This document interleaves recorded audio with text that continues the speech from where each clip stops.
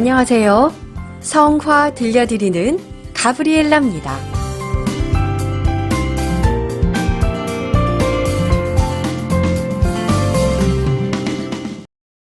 전례력으로 9월 14일은 성십자가 현양 축일입니다. 예수님께서는 오늘 복음을 통해서 이 세상에 오신 목적이 무엇인지 또 이것을 이루기 위해 어떻게 살 것인지를 말씀하시는데요. 복음의 한 부분을 읽고 다시 새겨봅니다. 하느님께서는 이 세상을 너무나 사랑하신 나머지 외아들을 내주시어 그를 믿는 사람은 누구나 멸망하지 않고 영원한 생명을 얻게 하셨다. 하느님께서 아들을 세상에 보내신 것은 세상을 심판하시려는 것이 아니라 세상이 아들을 통하여 구원을 받게 하시려는 것이다. 예수님께서는 하느님의 아들이라는 확신이 있으셨지요. 하느님의 아들이 해야 할 일은 사람들을 하느님께로 이끄는 것이고 하느님의 뜻이 드러나게 하는 것인데요. 예수님께서는 이 일을 이루기 위해 십자가를 지고 가신 겁니다. 예수님을 믿고 따르면 뜨거운 사막과 같은 인생길에서 참된 위로와 평화를 얻을 수 있도록 해주셨습니다. 예수님께서는 고통과 형벌의 도구인 십자가를 통해 우리에게 영원한 생명의 길을 보여주셨지요. 오늘 성십자가 현양 축일을 지내며 주님께서 지고 가신 십자가의 의미를 다시 한번 생각하며 지금부터 성화를 감상하시겠습니다. 먼저 작품의 제목과 작가부터 말씀드릴게요. 감상하실 작품은 피에로 델라 프란체스카의 십자가 현양입니다. 피에로 델라 프란체스카는 두어 차례 껄껄껄 깔깔깔 코너를 통해서 소개해드렸었는데요. 피에로 델라 프란체스카는 질서정연한 원근법으로 르네상스 화풍의 한 축을 이끌었던 이탈리아 화가입니다. 그는 15세기 최고 거장 중의 한 사람으로 그림은 과학에서 시작됐다라고 주장하는 작가인데요.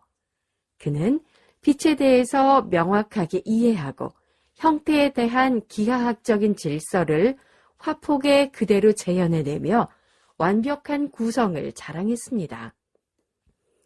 아레초의 성 프란치스코 성당에 가면 피에로 델라 프란체스카의 특별한 그림들을 만날 수 있는데요. 성 프란치스코 성당의 프레스코화인 성 십자가 전설은 15세기 이탈리아 르네상스 작품 중에 최고의 작품으로 손꼽힙니다. 이 프레스코화의 주제는 아담의 죽음 이후 인간을 구원으로 이끌어온 십자가의 승리입니다. 지난번에 말씀드린 것처럼 피에로 델라 프란체스카는 르네상스 천재 중에 한 사람으로 수학적인 아이디어를 지니고 있었던 인물인데요. 프레스코화 작업을 하며 적절하게 사용했습니다. 그는 프레스코화 성 십자가의 전설에서 커다란 창문을 둘러싸고 있는 측면의 벽과 동쪽 벽의 3개 층을 사용했는데요. 이 3개의 벽면을 이용해 양쪽을 대칭적으로 나눠서 얘기하고 있습니다. 보통 십자가의 얘기는 창세기에서 시작해 AD 7세기로 진행되는 중세 전설을 집대성한 것이지만 단순한 연대로 진행돼 시각적으로 왼쪽 상단에서 시작해 왼쪽에서 오른쪽으로 이동하고 벽을 따라 층별로 진행합니다. 하지만 작가는 창세기에 해당하는 장면을 오른쪽 상단에서부터 표현하고 있습니다. 결과적으로 다음 순서나 위치가 다소 두서없이 보이는 듯해도 작가는 나름대로 드라마틱하게 이야기를 전개하고자 했던 것 같습니다. 나란히 놓고 보면 순서와는 관계없이 그림의 연속성을 느낄 수 있어요. 십자가와 관련한 각각의 에피소드는 오른쪽 상단에 있는 아담의 죽음부터 시작하는데요. 오늘 감상하실 작품은 왼쪽 벽면의 10번째 에피소드로 십자가 현양입니다. 이제 그림 설명을 자세히 해드릴게요. 동로마 황제 헤라클리우스는 페르시아와의 전쟁에서 승리를 자축하며 되찾은 십자가를 그리스도의 묘소로 가져옵니다. 하지만 도시의 문은 굳게 닫혀 있었어요. 한 천사가 그리스도가 죽기 전에 그랬던 것처럼 그를 예루살렘 안으로 들입니다. 헤라클리우스는 십자가를 들고 맨발로 성벽에 다가가 안으로 들어가는 모습이 화폭에 담겨 있어요. 구약과 신약을 뜻하는 두 나무 사이로 십자가가 있습니다. 그리고 그 앞에는 군중이 무릎을 꿇고 기도하는 모습입니다. 시선을 동로마 황제인 헤라클리우스와 함께 온 사람들에게 두시겠습니까? 헤라클리우스와 함께 온 사람들은 귀족들로 화려한 그리스 머리 장식을 쓰고 있어요. 우아해 보이지요? 그들의 이국적인 우아함은 당시 모든 피렌체 사람들로부터 찬사를 받았습니다. 원통형 또는 피라미드 모양의 커다란 모자가 인상적이고요. 옷의 색깔도 더욱 생동감이 있습니다. 한낮의 빛과 푸른 하늘 아래에서는 옅은 파란색에서 보라색, 녹색에서 진주색에 이르기까지 매우 다양하게 표현되고 있는데요. 이 모습은 작가가 차분하고 신중한 몸짓으로 표현해내고자 한 것 같습니다.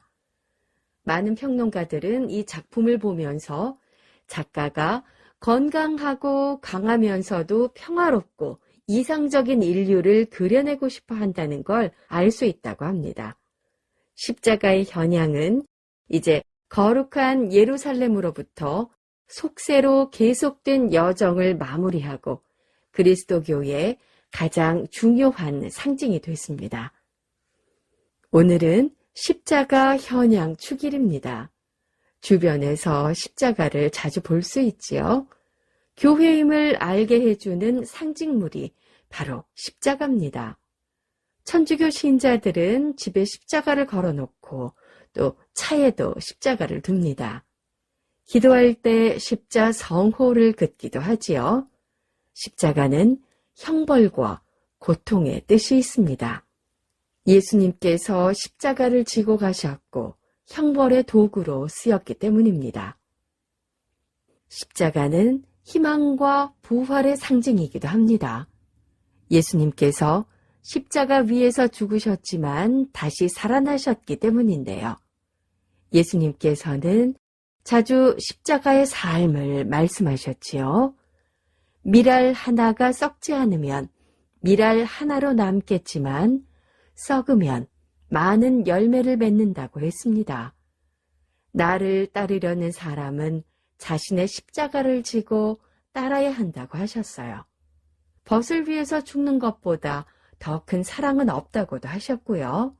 사람의 아들은 반드시 십자가를 지고 고난을 받아야 한다고 하셨습니다.